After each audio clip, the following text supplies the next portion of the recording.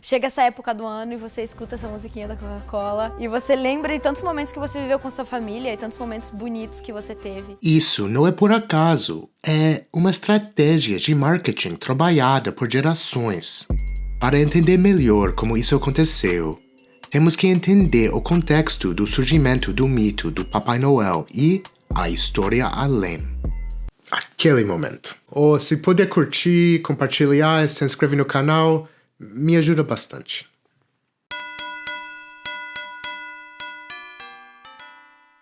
O Papai Noel é um velhinho barbudo que transborda jovialidade, viajando pelo mundo num trenó guiado por renas voadoras e entregando presentes para as crianças bem comportadas.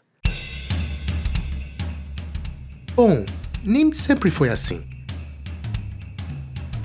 Esse imaginário associado à pureza é relativamente recente. Até pouco tempo atrás, Papai Noel, entre uma chaminé e outra, guitava um cachimbo, tomava uns bons drinks.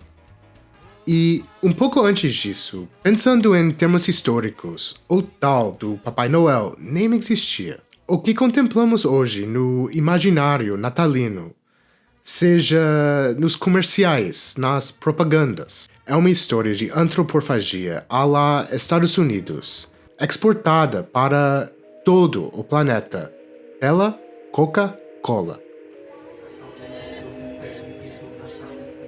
Aquele caminhão do comercial natalino que surgiu nos anos 90, na verdade não só levava Coca-Cola, mas o Papai Noel para o mundo todo.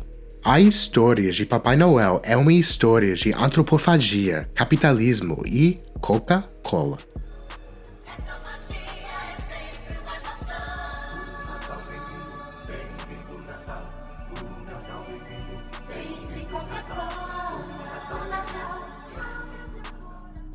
O Papai Noel é uma criação dos Estados Unidos. É o resultado de um esforço consciente de produtores de cultura, nesse caso, ilustradores e escritores, que foi guiado por uma estratégia de comodificação das emoções. No século XX, esse símbolo distinto dos Estados Unidos se tornou um veículo de expansão capitalista e influência cultural ao redor do globo.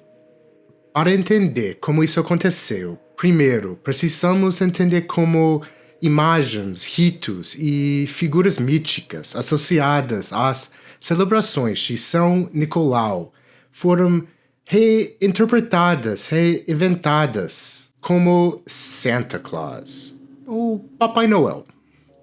O termo antropofagia está intimamente associado ao modernismo brasileiro.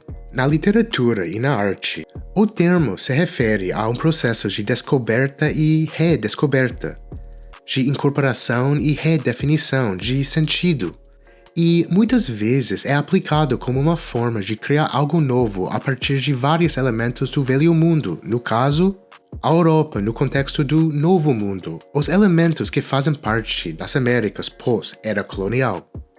As formas como as coisas se misturaram nessa ideia de antropofagia no Brasil é o que aconteceu com o significado e as imagens que há por detrás do Papai Noel.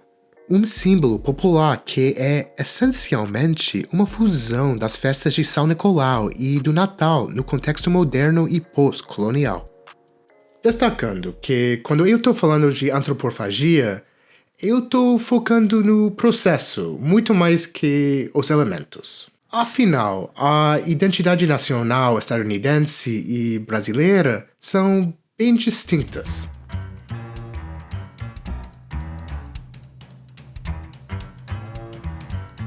Para começar, vamos falar de Nicolau, o homem que se tornou São Nicolau. Ele nasceu no século III na Era Comum. É da região do Mediterrâneo e muito da sua vida viveu na atual Turquia. Segundo uma das versões da lenda, seus pais morreram quando ele era criança e foi criado pelo bispo da cidade de Mira.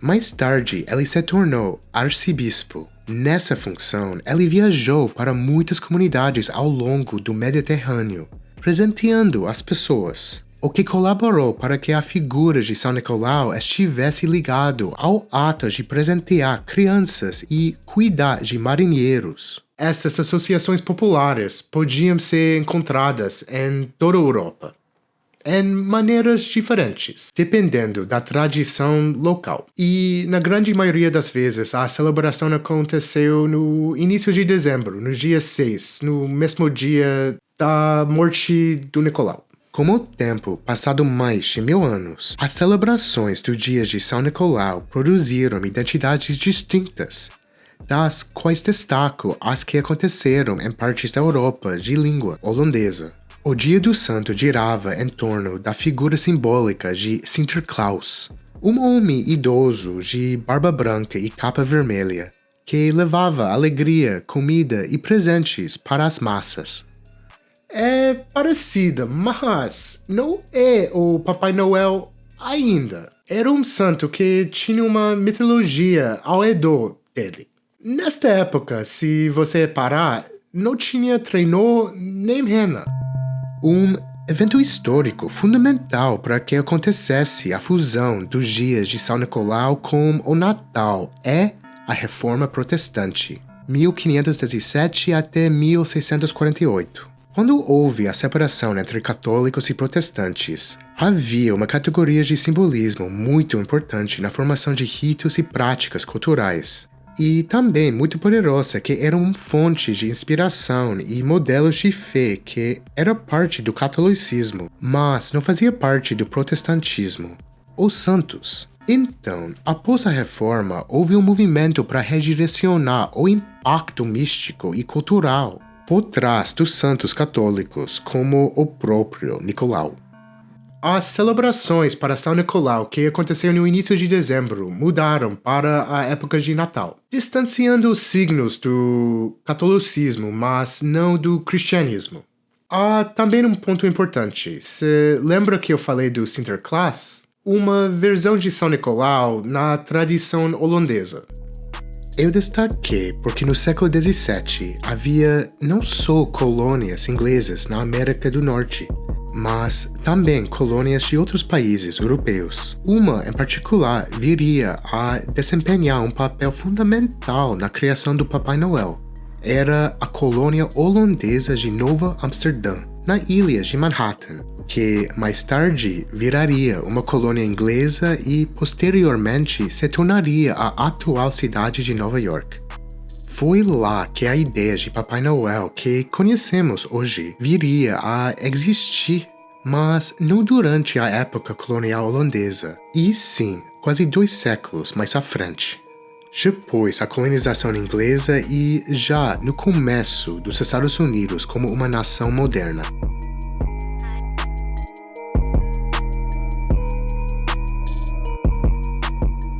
Após a Guerra de Independência dos Estados Unidos, 1776 até 1783, a classe dominante, que era protestante, fez um esforço em conjunto para estabelecer uma história e mitologia de origem exclusivamente americana, para definir o que era os Estados Unidos. Esse processo se baseou em ideologias vindas da supremacia branca, anticatólicas e anti-espanholas. Nesta período formativo, uma das vozes mais importantes foi Washington Irving. Como um dos contistas mais populares no início do século XIX, Irving é considerado um dos principais responsáveis pela formação de importantes aspectos culturais dos Estados Unidos. Foi ele quem apelidou Nova York de Gotham, a cidade de Batman, e também contou uma versão da vida de Cristóvão Colombo que difundiu a falsa ideia de que na Europa, durante a Idade Média, se acreditava que a Terra era plana. Tem um vídeo no canal sobre o tema. Irving, no seu livro, só um minuto, o título é bem grande, A History of New York from the Beginning of the World to the End of the Dutch Dynasty, publicado em 1809, descreveu satiricamente a comunidade holandesa de Manhattan, enfatizando a figura de São Nicolau. O autor descreve um sonho em que São Nicolau voava pela cidade num vagão puxado por uma rena, distribuindo presentes para as crianças. E entre uma chaminé e outra, dava uma pitada no cachimbo. Na semente literária do que viria a ser Papai Noel, o santo fumava. Irving foi uma das primeiras pessoas nos Estados Unidos a viver exclusivamente da escrita, o que inspirou uma nova geração de letrados a seguirem o mesmo caminho, e muitos deles alimentavam o imaginário iniciado ou criado pelo escritor. Pessoas como Clement Clarke Moore. Em 1823, o nova-iorquino Moore publicou anonimamente um poema, A Visit from St. Nicholas, a Visita de São Nicolau, no jornal Troy Sentinel. Atualmente, o poema é mais conhecido como 'Twas the Night Before Christmas, era a noite antes do Natal. O poema de Moore rapidamente ganhou popularidade, preparando o terreno para uma recaracterização do São Nicolau para Santa Claus. Nele, São Nicolau é descrito como gordinho e rechonchudo, um elfo bem velho, com uma barriguinha redonda, que tremia quando ria como uma tigela cheia de gelatina. Ele também o descreve voando com a ajuda de trenó e renas. O poema de Moore, até hoje, ainda é recitado nas salas de aula nos Estados Unidos no mês de dezembro. Embora referências literárias como Irving e Moore tenham desempenhado papéis importantíssimos na formação do cânone de Papai Noel, foi somente na segunda parte do século XIX em que a identidade estética realmente começou a tomar forma e concretizar. Para isso, ninguém teve tanta influência quanto o imigrante alemão e também nova-iorquino Thomas Nast. Nast ganhou notoriedade como ilustrador e cartunista quando foi correspondente na Guerra de Secessão. Politicamente, por um lado, era um abolicionista ávido, um crítico nacional da corrupção política e um ferrenho inimigo do Ku Klux Klan. Por outro lado, alimentou estereótipos sobre a comunidade irlandesa, a associação na violência coletiva e a corrupção. Muito inspirado no poema de Moore, Nast ilustrou o Papai Noel como alegre, gordinho, com uma grande barba branca e, eventualmente, ele se decidiu por uma capa vermelha que viria a se tornar o padrão. Importante dizer que Nast não foi o único artista a criar representações do Papai Noel, que circularam na sociedade estadunidense. Porém, o seu trabalho foi o que teve o maior impacto, pois inspirou outros criadores como Adán Sundblom, desenhista da campanha de marketing da Coca-Cola, a qual rebatizou o Natal como inseparável do refrigerante. Até então, o Papai Noel era um símbolo que, de certa forma, estava restrito aos Estados Unidos. Não fazia parte da mitologia europeia ou da América Latina.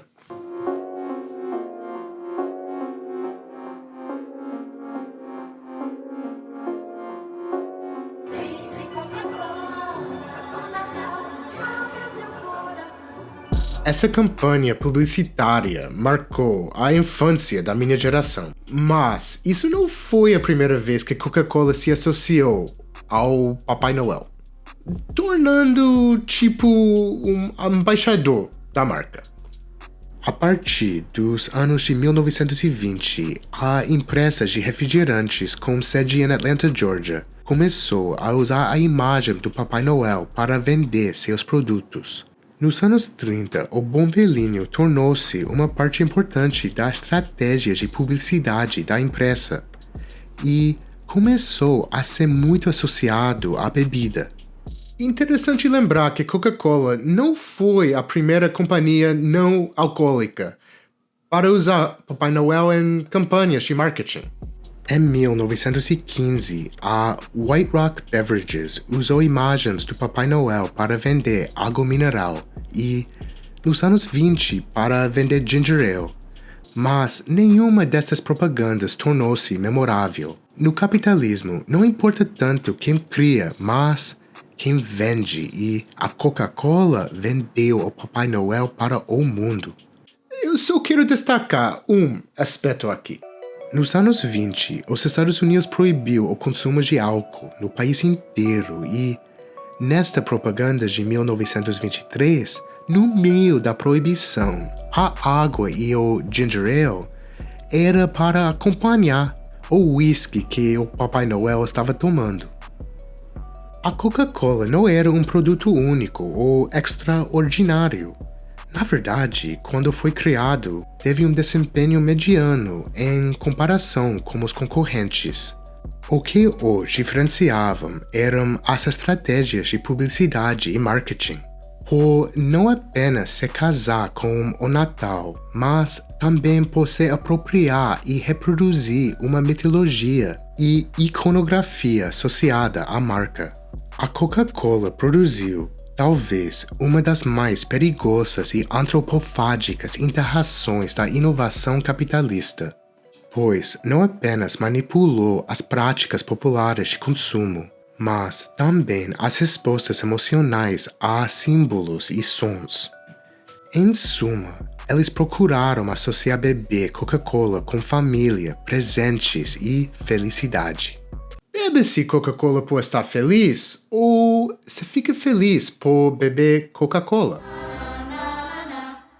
Essa talvez tenha sido a maior charada da marca que lhe garantiu o sucesso, ao se associar a um velhinho generoso com as crianças obedientes que traz felicidade, e que trocou o vício em tabaco da versão de Irving por açúcar como refrigerante. Hoje, a Coca-Cola é a marca não tecnológica mais valiosa do mundo. É um dos símbolos mais conhecidos do planeta e tem na América Latina um dos maiores mercados consumidores. O que começou como uma associação de um refrigerante a uma mitologia estadunidense se transformou em algo que é omnipresente nas Américas e em tantos outros lugares do mundo.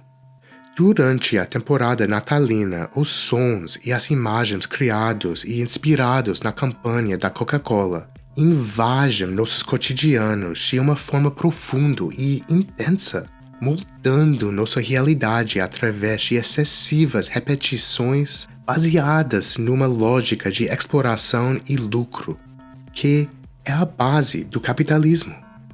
Essa é a nossa realidade, sendo cristão ou não, estadunidense ou não, ganhando presente ou não. O Papai Noel vai estar presente no seu final de ano. Eu acredito que tais mitologias devem ser desconstruídas, o que não é um processo rápido, mas de gerações com base em investimento em educação e formação de uma consciência histórica mais profunda e mais crítica. Bom, nessa interim, vamos beber mais água, né? Enquanto não está dominada por grandes corporações como Coca-Cola. Um último ponto. Depois que você vê esse vídeo, recomendo que você faça uma procurada no YouTube. Propaganda Coca-Cola na época de Natal. E talvez você vai repensar a sua relação com Coca-Cola, Papai Noel, a época natalina, a vida. Em solidariedade, camarada gringo. Jingle bells, jingle bells, jingle all the way. Oh, what fun it is to ride in a one-horse open sleigh.